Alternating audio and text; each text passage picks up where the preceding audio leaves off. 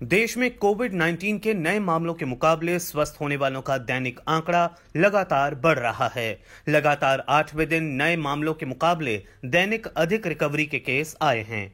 वहीं लगातार 5वें दिन 3 लाख से कम नए मामले आए हैं। पिछले 24 घंटे में जहां 2,59,591 नए मामले सामने आए, वहीं इस दौरान 3,57,295 लोग इस बीमारी से ठीक होकर डिस्चार्ज हुए। इस बीमारी से अब तक कुल 2,27,00,000 से अधिक लोग ठीक होकर अस्पताल से डिस्चार्ज हुए हैं। इसकी वजह से रिकवरी दर बढ़कर 87.25% हो गई है।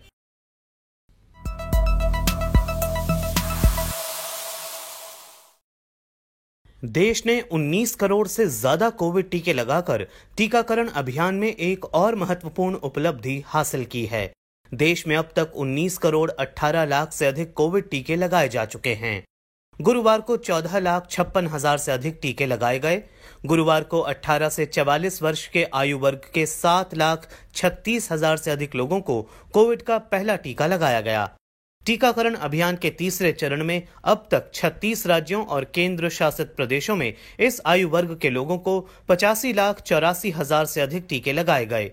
केंद्रीय स्वास्थ्य मंत्रालय राज्यों और केंद्र शासित प्रदेशों को दिए जाने वाले कोविड टीकों की उपलब्धता के बारे में अग्रिम सूचना देता रहा है।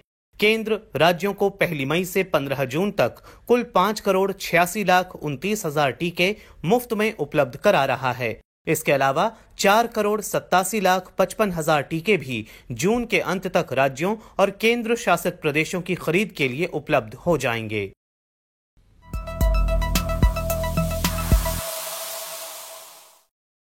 ब्लैक फंगस के बढ़ते मरीजों की संख्या को देखते हुए स्वास्थ्य मंत्रालय ने सभी राज्यों और केंद्र शासित प्रदेशों से म्यूकोरमाइकोसिस बीमारी को महामारी घोषित करने को कहा है।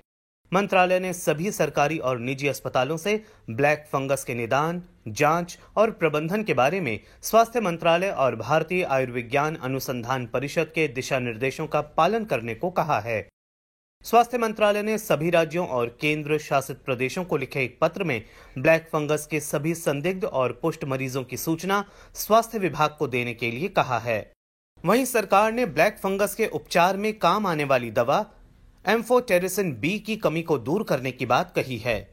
3 दिन के भीतर 5 प्रमुख दवा कंपनियों को भारत में ये दवा बनाने की अनुमति दी गई है।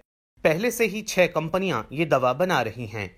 मौजूदा दवा कंपनियों ने इसकी उत्पादन क्षमता बढ़ा दी है। भारतीय कंपनियों ने दवा की 6 लाख खुराक आयात करने का भी ऑर्डर दिया है।